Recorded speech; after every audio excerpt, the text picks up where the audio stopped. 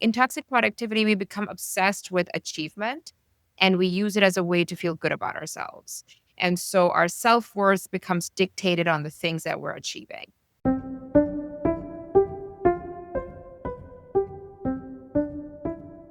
Hi, this is Monica Packer, and you're listening to About Progress, where we are about progress made practical.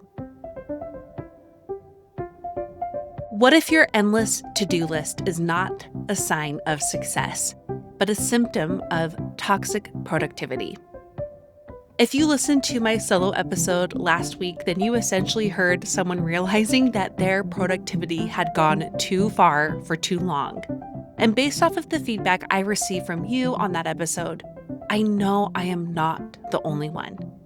Today's episode is a giant exhale for those of us who think that perhaps our productivity is a problem. Therapist and author Israa Nasir joins me to break down why so many women feel stuck chasing other people's definitions of achievement, often at the expense of their own well-being. We talk about the habits that keep us trapped in perfectionism, the fear of rest, and how to reconnect with your true self through curiosity, creativity, and alignment. If you've ever felt that slowing down is failing, this episode will help you reclaim your energy and redefine what it means to make progress that actually matters in your life. Israa Nasir is a licensed psychotherapist of 10 years, speaker, and founder of the digital mental health brand Well Guide on Instagram. She creates meaningful and thoughtful experiences about our emotional well-being through therapy, workshops, engaging creative content, and speaking engagements. Her book, Toxic Productivity, helps you untangle yourself from the web of toxic productivity and embrace a life that is not just productive, but profoundly meaningful. Israa lives in New York City. That episode is coming up after a quick break for our sponsors.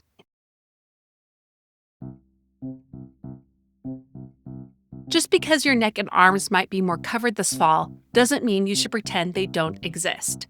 Your skin still needs love, especially your neck and why not your arms. That's exactly why Go Pure created the Neck and Arm Cream Bundle, a powerhouse duo designed to visibly firm, smooth, and restore the look of sagging, crepey skin where it matters most. I think a lot of us have some kind of drawer full of barely used products. These creams will not be one of them. I can speak from personal experience because my first jar of the Tighten and Lift Neck Cream is one of my few empties, meaning a jar that's totally empty.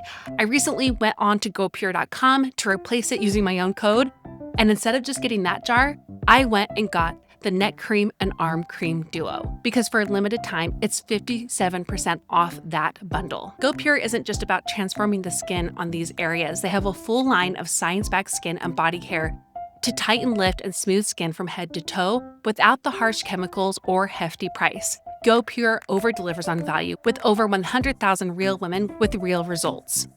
Right now, GoPure has a crazy deal. For a limited time, you can get 57% off the Tighten and Lift Neck Cream and Sculpt and Tone Arm Cream Bundle. You can also get 25% off all other products by using code PROGRESS at gopure.com. So head to gopure.com and use code PROGRESS for a huge discount. And after you buy, do us a favor. When they ask where you heard about GoPure, tell them it was from our show.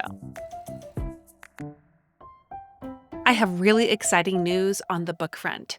A quick catch up if you haven't heard, I have been writing a book on gentle, flexible habit formation for women this year. And I am so lucky to have gotten a literary agent and now a book deal, which means I can officially tell you the book is called Happy Habits and it will be released hopefully in the fall of 2026. And this is where I need you. Leading up to the launch of this book, I need a committee of gal pals just like you to be my early test readers, to pre-order the book, and to act as grassroots publicists the moment each of these steps are made ready, and to potentially act as an advanced reader.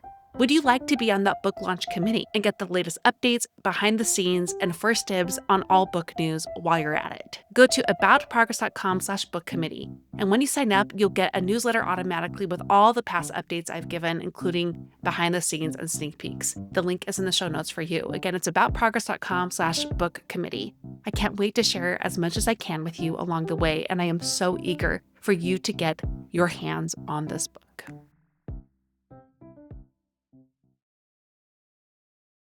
Israa Nasir, welcome to About Progress. Thank you for having me.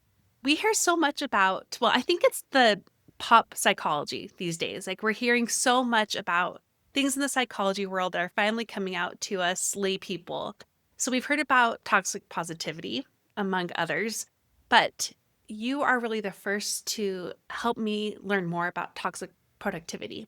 I would like to start with what that even is. What is toxic productivity?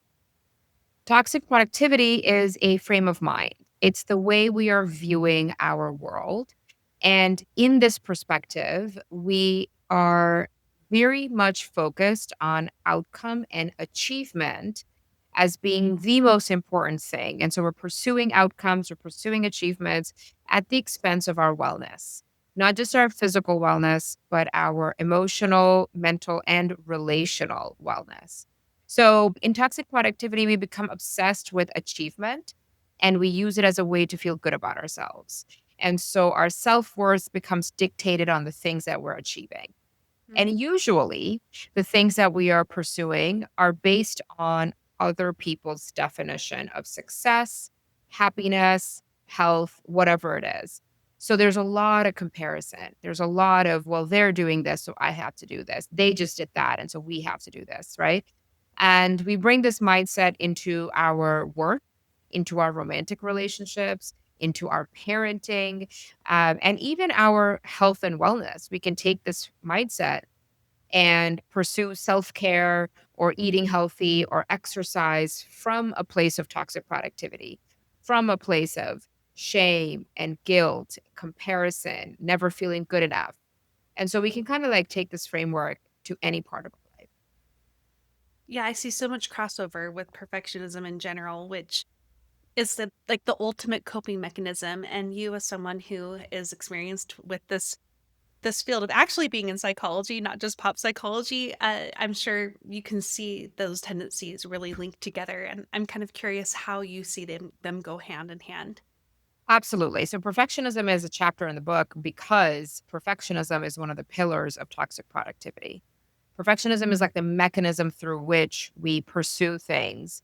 And at its core, perfectionism is anxiety management. It is a way to control for outcomes. If I do everything perfectly, then I know exactly what the outcome's going to be. Nothing will be uncertain.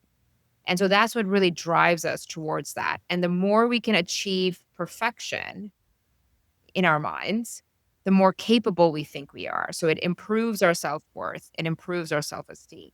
But perfectionism, as most people know, is not a real state, it's an imagined state. That's why we're always on the loop pursuing something to make it better and better and better. And in the same way, toxic productivity, the end of the rainbow, that gold pot situation is something that doesn't exist, which is feeling good enough because other people think you're good, Hmm. right? That goalpost of being good enough keeps changing the way in perfectionism, what is perfect keeps changing. And so we're constantly pursuing this thing that is not real as a way to make ourselves feel better. And they really coincide because the habits that keep perfectionism alive are also the same habits that keep toxic productivity kind of on loop. Okay, I'm going to want to know more about those habits. So I'm just earmarking that for me to come back Yeah. to. Thanks for breaking that down for us. This Mm. this leads to kind of a curiosity question then is, so much of what people want is productivity advice, how to get more done in a day. And I know you're not anti getting things done. So how will someone know when their desire and effort to be productive, to be getting things done, leans into that toxic territory? The first is the one I mentioned earlier, which is it's coming at the expense of your wellness.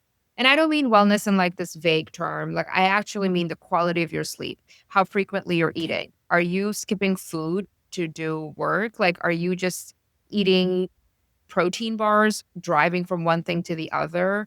Like, are you skipping the gym or whatever movement that you like because you're pursuing something? And now I know we all have seasons in our life where this happens, Yeah. right? When the book was coming out last year, I had this 6-week period that I can't even imagine that mindset right now, 7 months later, right? But I knew that that was coming to an end. But for many people, myself included, and like a couple of years ago, that was the norm. like running from Hmm. one place to the other, skipping meals, eating protein bars, like instead of like an actual meal because I didn't have time, right? Not really working out, not sleeping well. Like that's when your productivity becomes toxic or harmful. That's the biggest red flag is that Okay. it's coming at the expense of wellness. It's also coming at the expense of emotional and relational wellness. You're skipping people's birthdays because you're overcommitted, right? You are working too much, so you're pushing your anniversary dinner down. You are too overcommitted at work, and so you're kind of snapping at your kids. You don't really have the patience to be with them when you come back home. These are all signs of an overcommitted system. And so that's one. The second is a state of disconnection. Hmm. And this is like a very interesting place to be in because a lot of times we become adults and we check off the things, right? Okay, you got the degree, you got the job, you're moving up on the job. Now you have the family, which is like children and partner. Now you have to buy some property to live in, right? So, like, we have this like little script that we have to follow. And what happens in disconnection is even though you have achieved things that you set out to achieve, you are not feeling satisfied. You are not Hmm. feeling happy. You are not feeling engaged. Okay. Everything feels like a chore. You're kind of in this like autopilot state of a fog. And you're just kind of like going through the motions. And the biggest telltale sign of this is when people say to themselves, you know what? It's just this 1 month that I got to get through. It's just a terrible twos that we just have to make it through. And because what happens in toxic productivity is we kind of postpone our joy to a future state. And so I think those are things we need to be really mindful for. Like disconnection was my biggest red flag. Because I was living in New York and you're living this fast paced life. It's normal. Like no one's eating lunch. Like everyone's eating like protein shakes and you're just running around all over the place. Right. And so it felt like the norm. But what felt really abnormal to me was when I was feeling super disconnected from my life. Yeah.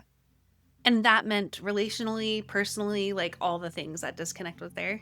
Yeah, like the things I like to read, I was just like passively binge watching the same shows, but I'm not really like in it. I didn't have the emotional capacity to start new movies or new shows because there's too much unknown there. You're just like, there's just too much going.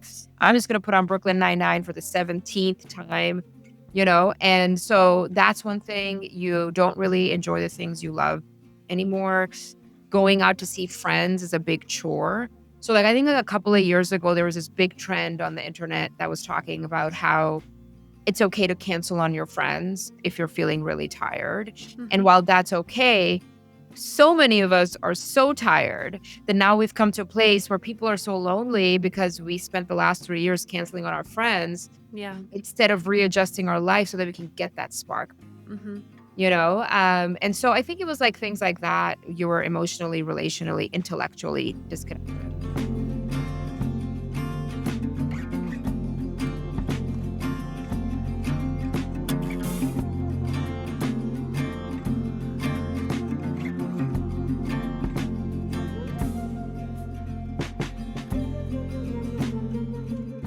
Yeah, and it sounds like a misalignment of your own values too, which is something that has really intrigued me about the way you talk about this. Is it's as you said, it's a frame of mind, but how that's really connected not just back to the way you see what it's like to be someone checking off all the boxes each day, but how you see yourself. And that twist on it is so fascinating to me, how this really is about a sense of self, about self worth, about knowing who you are. Can you break that down for people? What is the connection that they may not be totally seeing there between how they're viewing their level of productivity and how they view themselves? I think, when we pursue things that are not aligned, that somebody else told us to pursue, or we just absorbed it, from like the world around us, we don't actually know ourselves. And Hmm. so, because we don't get to know ourselves, we have a really hard time seeing ourselves outside of the pursuit. And that sounds so abstract, right? So, essentially, like when I work with like people who are in their, let's say, like late 20s, early 30s, many of them have kind of now kind of they're exiting early stage career, right? And now they're like, wait, like I got this MBA, but I don't actually really love this. Like, Mm. I don't think I ever wanted it. I meet so many young people who say they pursued the career they're in because their parents just told them to do it, right? This is irrespective of culture. Oh, yeah, my dad's an engineer or my mom was a librarian, like, and so you kind of just do the thing that someone else is telling you to do. And so you never get to know what you like and what you don't like. And then when you actually get into like living your life, if that productivity and that achievement gets taken away, what you're really staring at is not having any idea of who you are. And that's terrifying. So Mhm. what do most people do? They go harder into the thing they already know, even if it's not aligned. And then at a different stage in life, when we kind of transition into middle age, which, in the developmental stages of life is like the generative state, um, that questioning happens again. And in pop culture, that's called the midlife crisis. Yeah. But it's really an existential evaluation of, did I spend my time Hmm. in a way that felt good to me? That's really what it is. But we don't have the tools to question this. We are not taught how to be more aligned. Met people who are in their 40s and they're like, I don't know what my values are. Like, what is a value? Like, I care about my family. It's so scary. And so then people do end up doing the stereotypical midlife, whatever situation. But that's like really like, it's like a very natural thing to want to question because at its core, like we have an innate drive to know ourselves, Mm. but our societal values dominate Got more it. than our inner voice. Mhm. And like in the mid-20s stage, it's called quarter life. And there's a really great book if there's any people who are curious, like between like 28 to 35 or 32-ish is called the quarter life stage. It's a phenomenal book by another therapist. I found it so helpful for me because it's like it helps you kind of do the questioning a little bit more. Was that the name of the book? Quarter Life Yeah. Crisis? Yeah. It's just called Okay. quarter life. Quarter Life. Okay, that's the name of the book. Thank Yeah. you.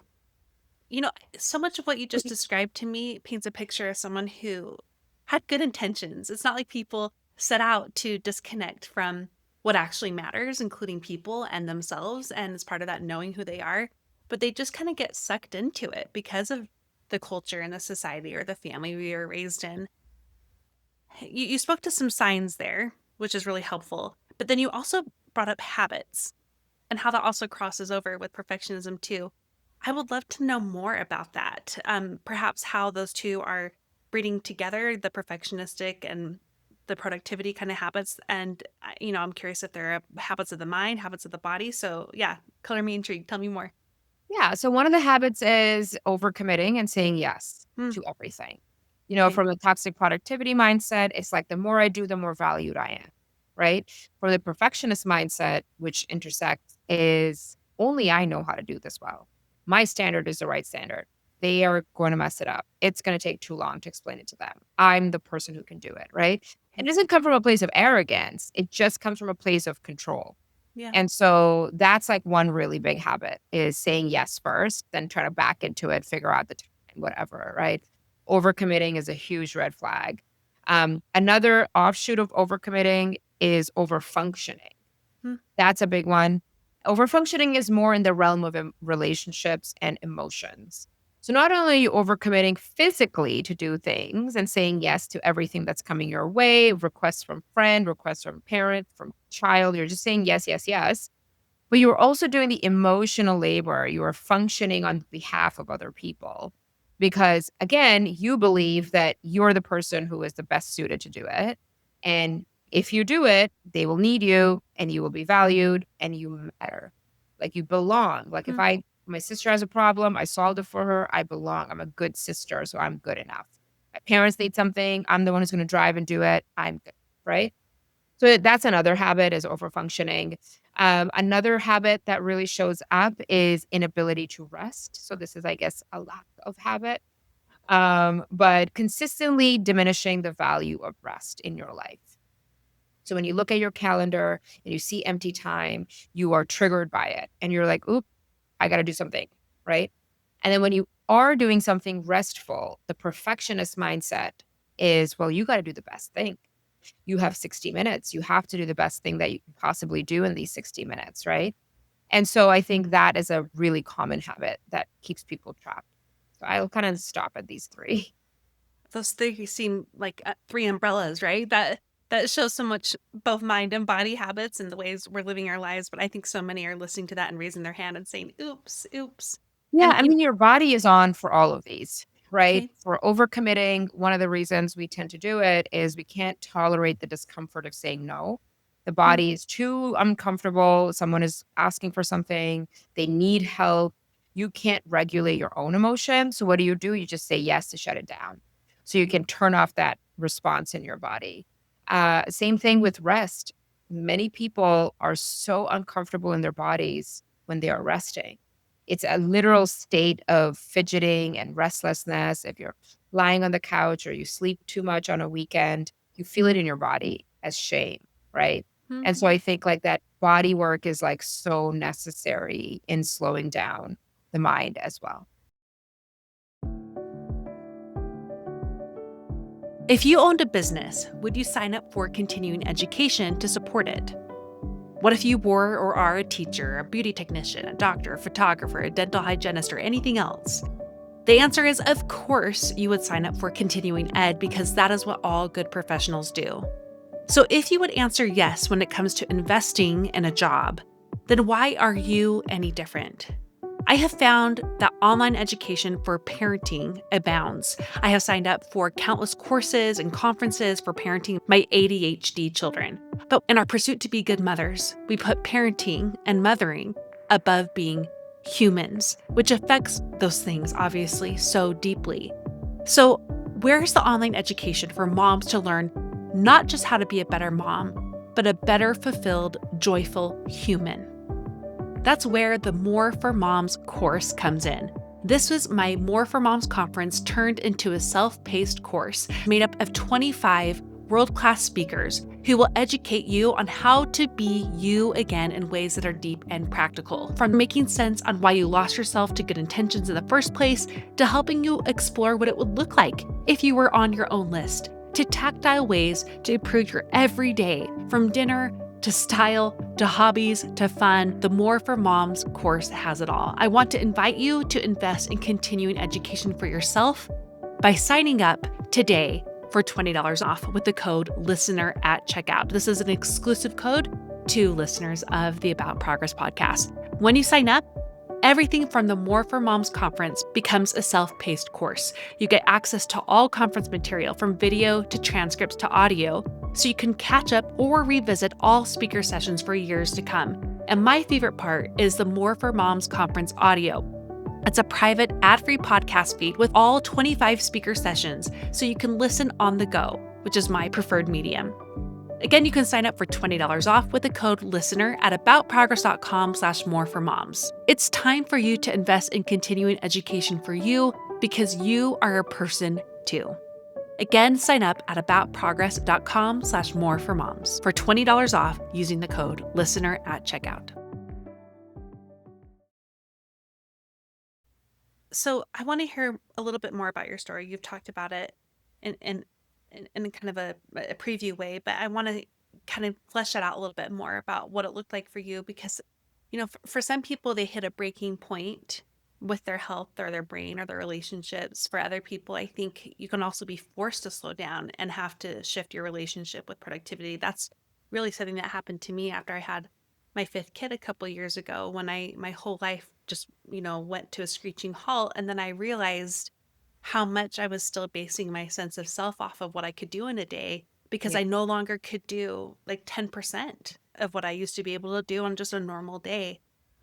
So what was it for you? What made this something that you realized, oh, I have to take care of this? I think, I mean, I alluded to it earlier. It was that sense of disconnection from my life. And the things that really started pinging it for me was the big divide between how people saw my life and how I saw my life. So Hmm. people, like, this is my early 30s. I'm like living in New York. I just got married. I'm like vibing. We're going out. Like, tons of stuff is happening. Right. And everyone's like, wow. Like, I was working at a startup. It was all very cool and glamorous. But everybody was like, "Wow, Isra, like, you must be so happy, like, you're doing all these things." From the external state, that there was, like, a lot of perception around how I was feeling. But internally, I was tired, I was disconnected, I didn't feel good about the thing. Nothing felt good enough. Like, and so that gap was like pretty stark in the way people, and so like, that kind of was like one of the first things I started feeling. And I think by virtue of my profession, I tend to be a little bit more self-reflective than Mhm. the average person. I'm not saying all therapists are like that, but I Sure. think we just have a little bit more of language around it, right? We know how to do it. And so, and part of schooling is like you have to go to your own therapy. And so, like, I think like because of that, it wasn't really like a breaking point. It was more a curiosity in the shift of how I'm feeling. Mhm. It was that's what prompted it, because I was like, "Something doesn't feel right. This feels odd. This doesn't feel like me. Like, why is this happening?" There's a lot of why, there's a lot of I think that's why, self-directed curiosity is, like, such a powerful tool for resilience. I think people struggle with journaling. They're like, "I don't know what to write," or people struggle with, like, meditation because 'cause they're like, "My thoughts are the worst place in the world. Like, that's not what I wanna be around." Mm. And I always say, like, a good buffer is curiosity.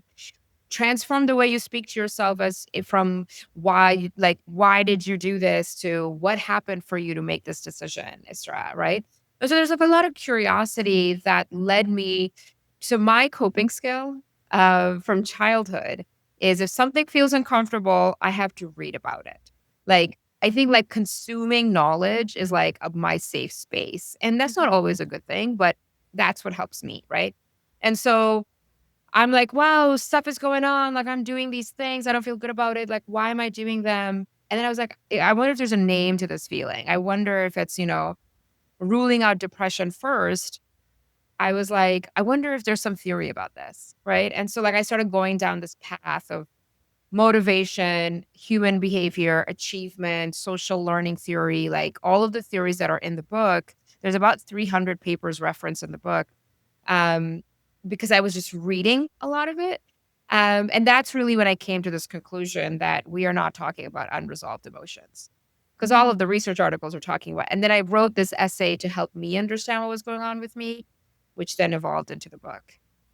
Oh, I love Yeah. hearing that trajectory, especially though that it wasn't like you had to hit rock bottom because a lot of women wait to start to take care of something until they do because it almost gives them that permission and that push when it's like, no, that curiosity about your life, Yeah. that's what can drive change. Yeah. And I think a lot of women do that because we all kind of believe this idea that just because I can, I should. Mm, So just because I can, and like, like I'm not like on my deathbed, so I might as well just push through, right? Like, and so I think it's that mindset. And again, it's like telling yourself that you're deserving of the things you give other people, yeah. and trusting that the people around you will manage. I think that's a really big thing for women, especially women who are caretakers of any type of dependent.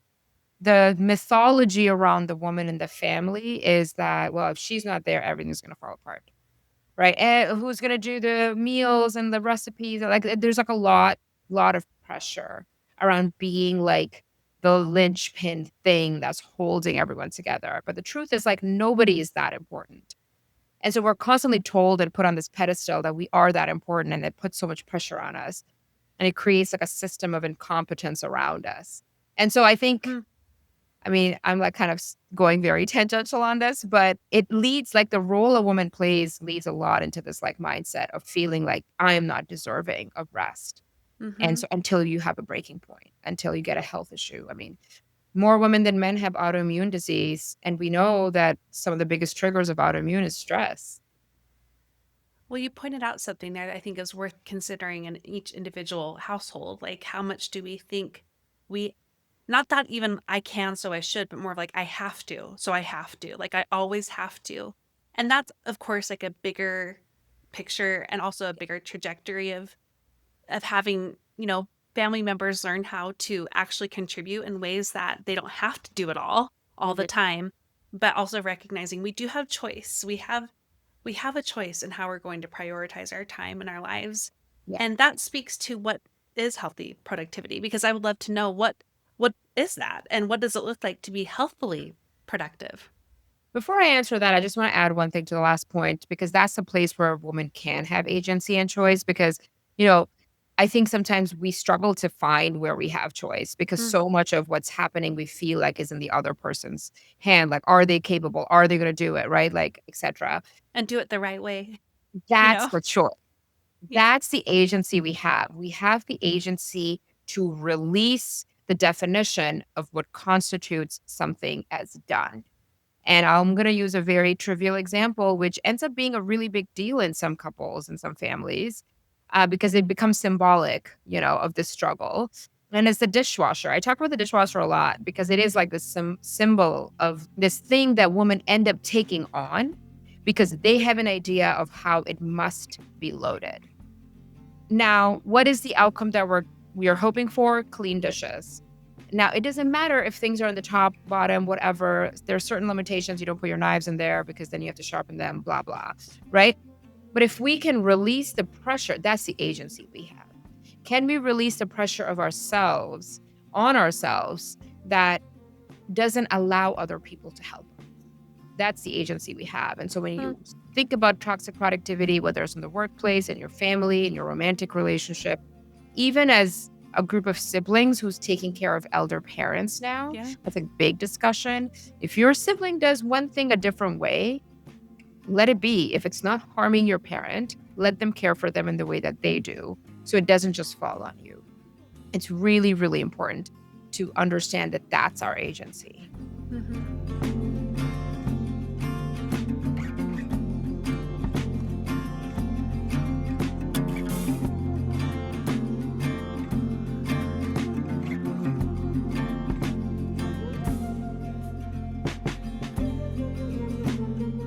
I'm glad that you took a moment to pause there because, again, I think so much of why women get swept up in this good intentions. I want to fulfill my responsibilities.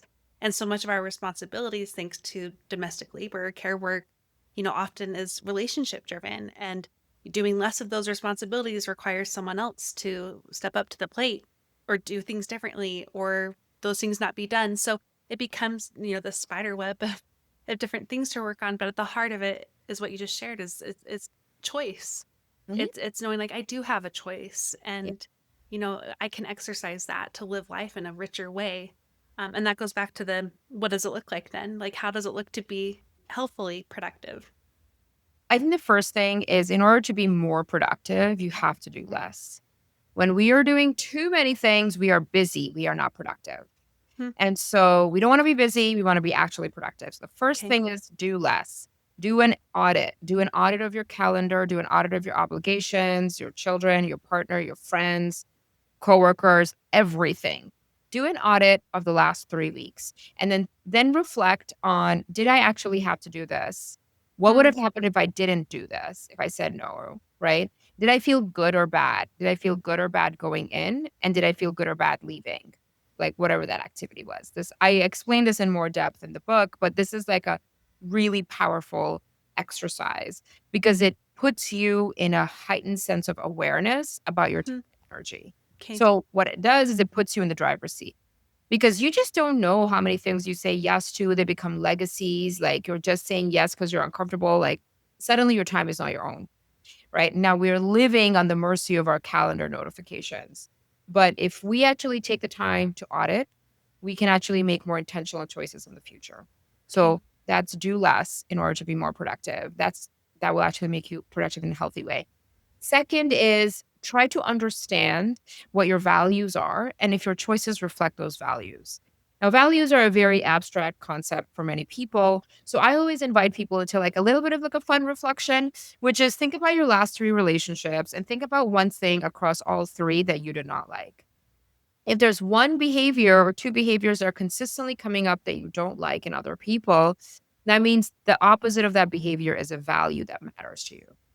So if Got it. someone is constantly distracted and they don't listen, they don't remember things, and this is like a thing you always don't like in people everywhere, that means empathy is a really important value for you because active listening is the action of empathy. So like it's like an exercise we can do, and then we can always ask ourselves, like, does this actually align? And I think that's really important. I think in order to be productive in a healthy way, we need to know the difference between urgent and important. Okay. Not everything is urgent. It might be important. Some things are urgent and important. Some things are just important, not urgent, right? So Okay. toxic productivity in our current culture thrives on the false sense of urgency. Hmm. All of the notifications are red. Why? Because our brain processes red as an alert, the color, right? And Yeah. so that's why all the notifications are red. It's not like a random choice because it pings your brain. So do away with notifications. You don't need that false sense of urgency. Have dedicated email time. You don't need to respond to emails right away.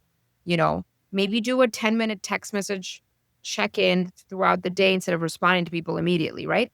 Assess the urgency and importance of the things you do. I think that can clear up space for some healthy productivity. And I'll just give one last one Yeah. is wherever you can, try to see if you can invite some time for a creative, mediocre hobby.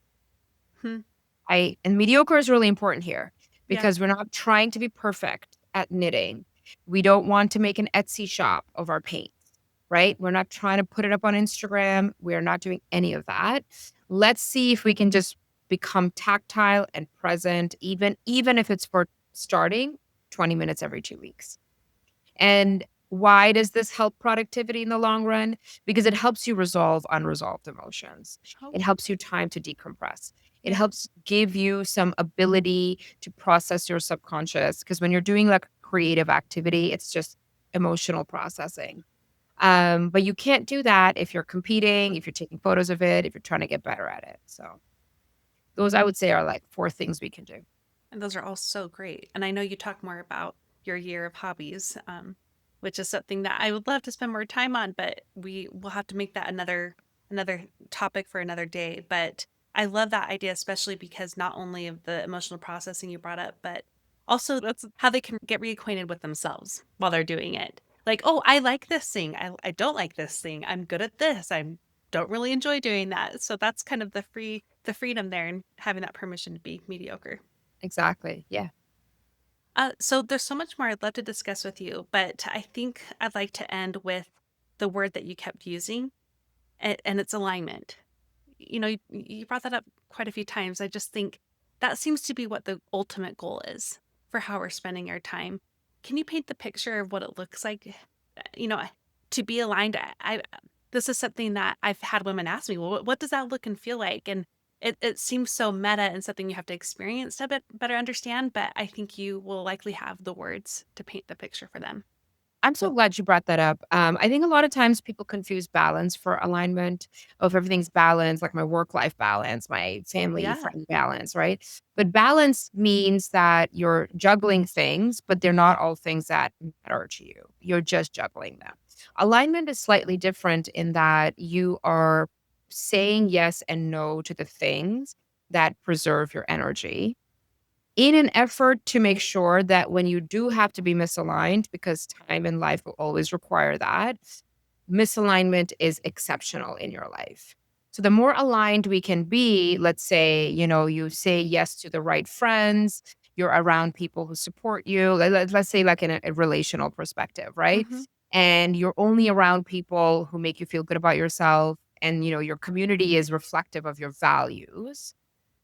If that's your baseline, then you can easily show up at places where there's some misalignment without it affecting you emotionally, without it draining you. Mm. Obviously, there will be people who are misaligned in your life. You'll go to a party and someone's like not aligned with your political beliefs, but when we're misaligned all the time, you get into fights with those people, or you leave that party feeling completely drained because there's no resilience. So, Got it. emotional alignment is like making sure that the majority of your life, 80% of your life, is reflective of your values. And that builds resilience, it builds tenacity, it builds emotional clarity, and it also builds emotional intelligence. So that the 20% of the time when your boss is a jerk and that friend is weird, who is like a friend of a friend, you have the resilience to withstand it. The Hmm. reason we're so burnt out emotionally right now is because I think most of us are living misaligned lives. Like that's the norm. And so we don't have patience for people anymore. Like people are melting down on airports, they're screaming in an ice cream shop. There's like just Hmm. chaos everywhere, Yeah. honestly. Yeah. And I think it's that our norm is to be misaligned. And from like a physiological perspective, when you are misaligned, your body is dysregulated. And so you might hear about nervous system dysregulation, like that's what it is. And so to be aligned, you have to be a little reflective. And that means like thinking about what you're saying yes to. And alignment keeps you sustainable. And I think that's the biggest piece is, people hit a wall and they hit burnout and they've collapsed, they have health issues, and then they kind of step back, right? And then they give up on their dreams or they shift directions, right? But I think if you're aligned, it keeps you going the whole way through because it has rest, it has creativity, it has balance as well. What would you say is the best part of your life now that you live more aligned than you were before, thanks to the toxic productivity loop that you were in? My friendships, my female friendships, my community, 100%. Yeah. When I was in toxic productivity, there was a lot of that like fear of belong. Like I had just moved to New York, so I didn't Yeah. know anybody here. So, there was this like fear of being left behind. So just like hanging out with so many people, I was going out 7 days a week, believe it or not. That's not an exaggeration. It's so Yeah. unhealthy. It was a bizarrely wild time of my life, right? And so now, like, I know I've like really chosen the community, especially like my female girlfriends. So I would say, I love hearing that. Sounds like a two birds, one stone situation, yeah, work on your relationship with productivity and it will benefit all the relationships in your life. Um, absolutely. wow, Isra, this was just so incredible. I'd like to end with the final question we always ask each guest, but before we do that, where should people go if they want to learn more from you, particularly your book? My website is the hub of all of the things that I do. So it's my full name, israhnasir.com. Over there, you can learn about the book. There's free resources like digital downloads on the website. And it also links to my Substack where I write more. And like I do Fantastic. 2 essays a month. So if you like the book and you like reading it, then you would probably enjoy my essays as well. Amazing. And again, going back to your journey, that's what brought you to the book was an essay too. So Yeah. I love that you're doing that on both sides of this. So we'll make sure we link to that. So the Yeah. final question is a way for listeners to take all that they've learned and have one small way they can take action on it. So what would that be? One small action is see if you can spend some unstimulated time at least once a week. One small action. Doesn't have to be 30 minutes. Can be 5 minutes in the morning. When I say unstimulated, that's no music, no phone, no scrolling, no email, no TV, just you. Start with 5 minutes and see how grounding that feels to you. And if it doesn't feel grounding, get curious. Hmm, love that. Well, Isra, this has been so remarkable. I'm very appreciative of one, your expertise in your writing, but your willingness to be here today to share so much with us. Thank you very much. Yeah, thank you for having me. That was amazing. I was like, don't ask that because you're going to. I hope this episode gave you the hug and kick in the pants you need to grow. I'll now share the progress pointers. These are the notes I take so you don't have to. And those in my newsletter get them in a graphic form and an expanded version of what you hear today. You can sign up at aboutprogress.com/newsletter. Number 1, productivity shouldn't cost your wellness. Number 2, do less to do better. Number 3, redefine what done means. Number 4, reconnect with yourself through rest and play. And number 5, seek alignment, not balance. Be sure to check out Isra's book, Toxic Productivity, as well as her website, which we've linked for you in the show notes. This show is listener supported. Members of the Supporters Club make my work with About Progress free and available to all. They also get access to 3 levels of exclusive benefits from more time to more content with me, including my favorite benefit, More Personal, my private premium ad-free podcast, where I lean into the personal side of personal development. It's been so fun lately. We've had great conversations between my podcast manager, Taylor, and Brad and I are soon to review a movie I've never seen before and never really wanted to, The Blair Witch Project. I know he somehow convinced me, but in honor of Halloween, that's what we're doing. You can always support the show for free And the number one way to do that right now is leave a rating and review on Apple Podcasts. And doing so gets you automatically submitted to our yearly Favorite Things giveaway, which is about to start. It's a rolling giveaway, so the sooner you submit your review, the more likely you are to get a prize. And Apple Podcasts can take a little bit to accept those reviews, so I would submit it now. I'll have a special episode coming up soon on 9 years of About Progress. Thank you for being here and making it all possible. And also, thank you for listening. Now go and do something with what you learned today.